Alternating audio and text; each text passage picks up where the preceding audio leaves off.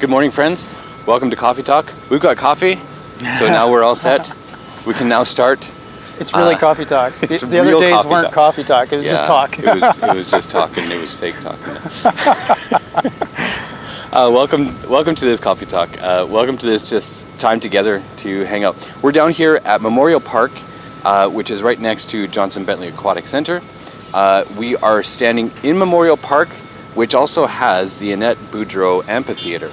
And so that's kind of what's in behind us, and we're going to talk about that in just a minute. But we're here just enjoying this beautiful day, and it's nice to see the sunshine again, after some of these rainy days. It's not too hot. It's pretty perfect. Yeah. Beautiful. It's Yeah. a good day for biking.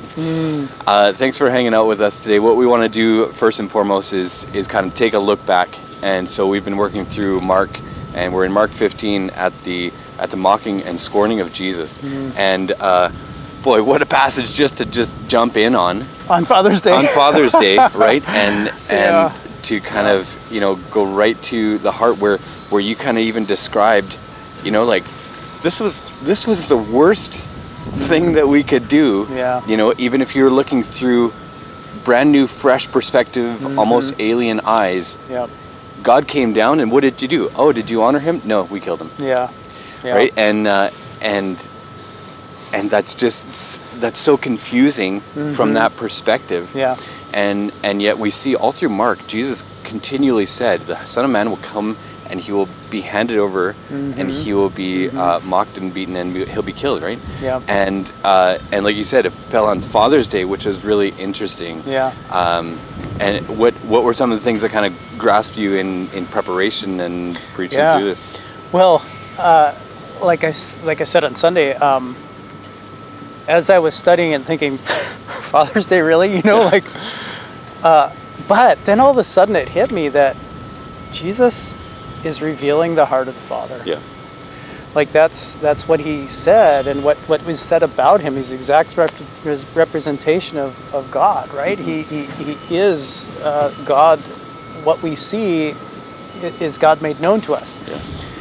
And it was interesting, just as you were talking about seeing through alien eyes, did you honor him? I think part of the reason we didn't is because he looked so like us. Like he gave up himself to look like us so that he could show us the way, because we wouldn't understand if he did it differently. And yet we didn't understand this way.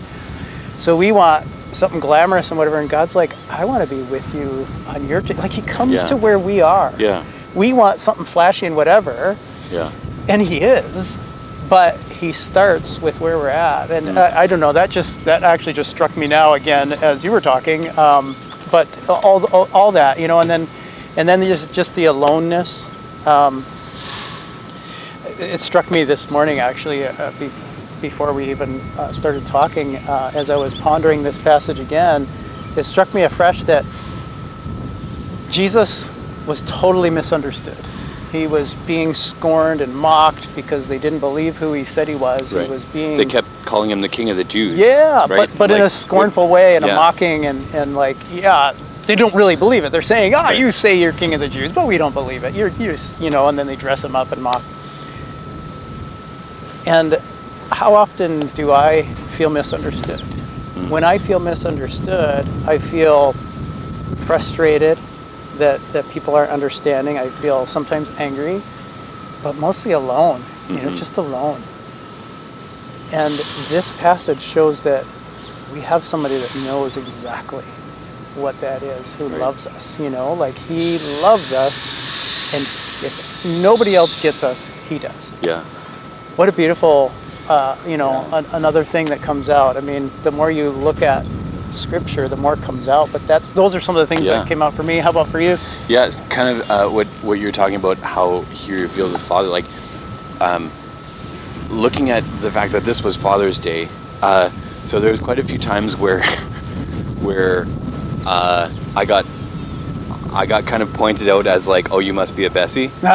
Or there was a couple of times where somebody came to our church brand new and came to the service, and they put their kid in daycare or childcare in the nursery, and then they went into the service, they participated, and then they came back, and then they looked in the nursery and they pointed at Titus and said, oh, I think that kid belongs to the guy that was on stage, right? Yeah. And yeah. how much we look like our kids, or even like our kids look like us, yeah, right? yeah. And on Father's Day, that just paints this huge picture for me of how Jesus came to reveal the Father. Yeah. When you see me, you have seen, whoever's seen me has seen the Father, Yeah. right?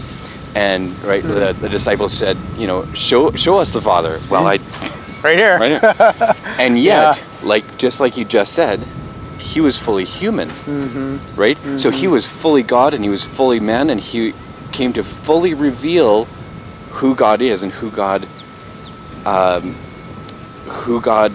is, and yet at the same time, he was fully man, and he looked just like us. He was just a guy, Yeah. right? And so that's where I think sometimes maybe even the mocking of Jesus maybe gets kind of twisted, because we didn't understand who he was, because he just looked like a guy, right? He just looked like another crazy person, and that's how even maybe the Pharisees even saw him, that we'll just push him aside, brush him under the rug. Okay, he's becoming a nuisance. Well, let's put him to death because that's what we'd, right? All of those things. He just looked like us, and he looked like the Father, and that bridging of the gap. And I think that was just a beautiful connection for me, because when I look at Jesus, when I look at even the trial that he went through in this mocking, I'm picturing even this robe going on him, this crown of thorns. Did he cry out? Did he push back? Did he whatever? Scripture tells us he was silent. And as I think about God the Father, who longs for these relationships with all of his children, who often push back or often attack him, quite often I think he's silent. He longs for that deeper relationship with them, and yet he has such mercy and compassion and grace for them, because they acted in ignorance and unbelief, because like Paul said, right? And so I'm just kind of picturing Jesus just kind of sitting there receiving this crown of thorns and revealing the heart of the Father by saying, you know what, I don't want this, but I'm going to take it, because it actually is what my Father would do. Yeah. As you were explaining that, an image of these different stories where, I don't know, the one that comes to mind is Aladdin, where, the princess, she tries to look normal. Right? She comes out and she tries to look normal. And she doesn't want people to know who she is, because and I don't know if this is exactly what Aladdin's story is, but other stories like it, where somebody who's famous wants to look normal because they don't want somebody to love them for what they can get out of them, but for themselves. Yeah. And I think that's part of what Jesus, God the Father, if he revealed himself all the time, we'd want him because we want what we get. And he's like, I want you to want me. Yeah. I want you to love me, because I am good and I'm loving, and I take all this, right? I'm the perfect relationship person, and we want something out of him, so we miss him because we're looking for what we can get from him instead of just him, right? Imagine if Jesus didn't come as fully man. Yeah. If he came just as fully God. Yeah. Well, I think we would bow down and worship him, and we would be excited and whatever, but we'd want something from him. Yeah, but like even just looking at the way that God revealed himself to Moses, right? Like that's too much to handle. Yeah, and that right? too, yeah. And so like if he showed himself as fully God, we'd be dead and there would be no relationship. We'd be dead in our track, right? Yeah. Or even we would, like you said, we would bow down, or we would say, okay, Rome is that way. Let's go that way. Let's take over this area and let's create peace, right? Create peace for your kingdom. This is your kingdom, right? Yeah. And Jesus is saying, no, that's not how it works. I'm going to go to that woman at the well, and I'm going to go to this random place, and I'm going to heal this, sick, blind man who everybody just walks past. I'm going to demonstrate that every person matters to me. Yeah. Every person. Yeah. And I think that is the heart of the Father, where like every single person does matter to me for all eternity. Yeah. right? And I want to matter to them. Yeah. Me, not because of what I can do, but me. Yeah. Yeah. It's a beautiful Father's Day picture. Yeah. I think in, Yeah. in all of these things, and so if you haven't yet, have a chance to go back and have a listen and a look on our YouTube page, or you can listen to our podcast on Spotify podcast or wherever you get your podcast. But that's kind of looking back, and so we're heading into the summer. Kids are almost done school. We're this close. All these things are almost done, soccer and some of these things too. And so we're heading to the summer, which means there's Canada Day weekend and some of these other things happening. But before then, this Sunday, we want to just kind of make a few notes and announcements. So during the service, the kids ministry is going to change, and so this last Sunday was kind of the last time that we had like a full-time teacher. We're actually going to go into summer mode. And so be aware, parents, that as you come, we will have packages ready. We will have coloring books and other stuff that you can do and connect with. Kind of a little basket thing that you can pick up and take to your with your kids. And you can take that and be with them. There is a nursery. It still will be open, but it will be unsupervised. But it'll be fully open to parents that need that. And so. However you can kind of make that happen. We still want to make sure that this is a good place for families, but at the same time, some of those families, they need to be able to be in the service with their kids as well too. And so we're just kind of changing it up, and so that's going to how it's going to be for most Sundays, in the days to come, in July. And so that's Sunday morning, and then right after church. Do you want to tell us about that?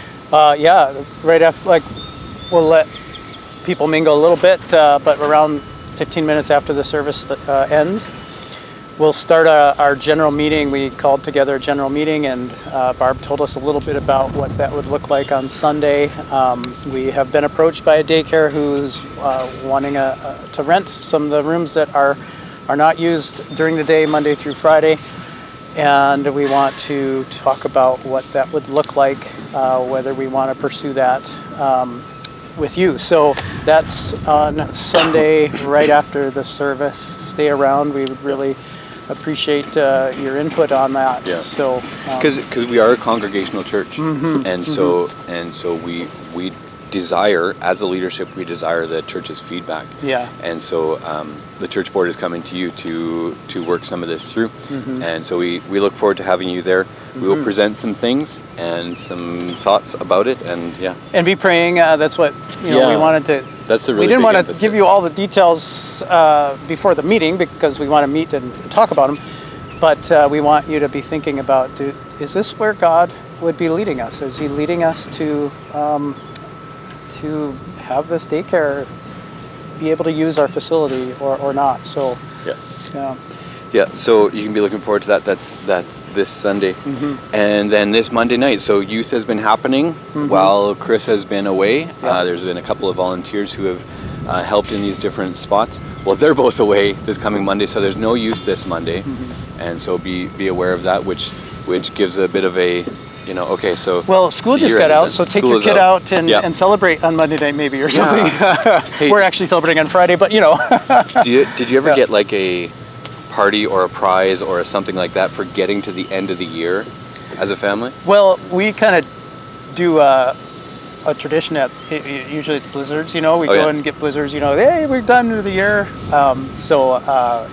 Each year we kind of review it, but that's been what we've done the last couple.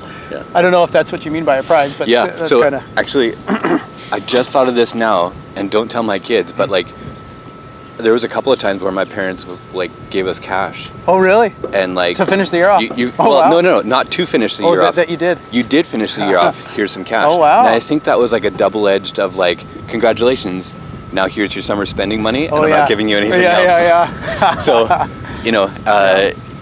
however you're kind of finishing off the year.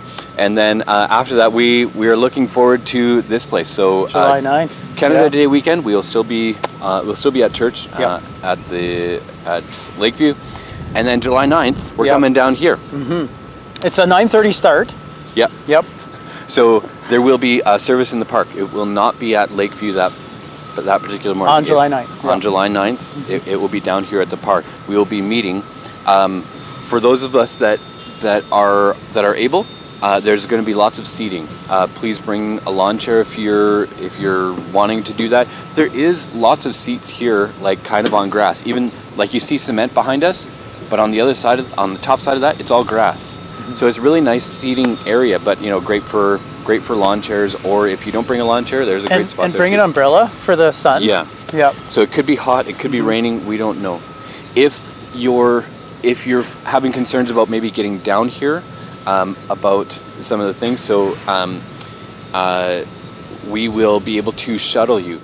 On Sunday, July 9th, we are joining together for a celebration service in the park, and so we encourage you to park nearby and walk to Memorial Park by Johnson Bentley. But so that anyone can come, we would like to offer a shuttle service for LHBC from the nearby parking lot.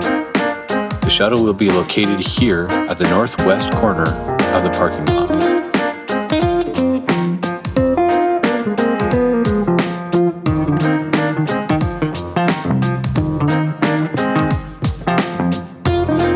You can park here in this lot and find our driver who will be ready to take you to your destination.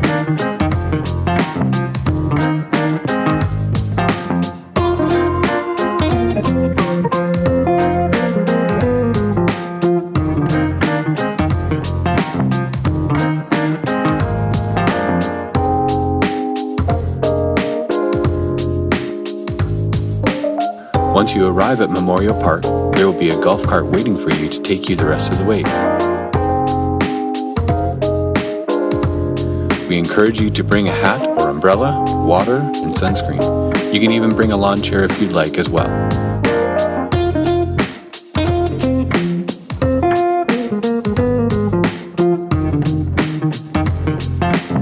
We look forward to celebrating together as the Church of West Kelowna. So we encourage you to come on July 9th.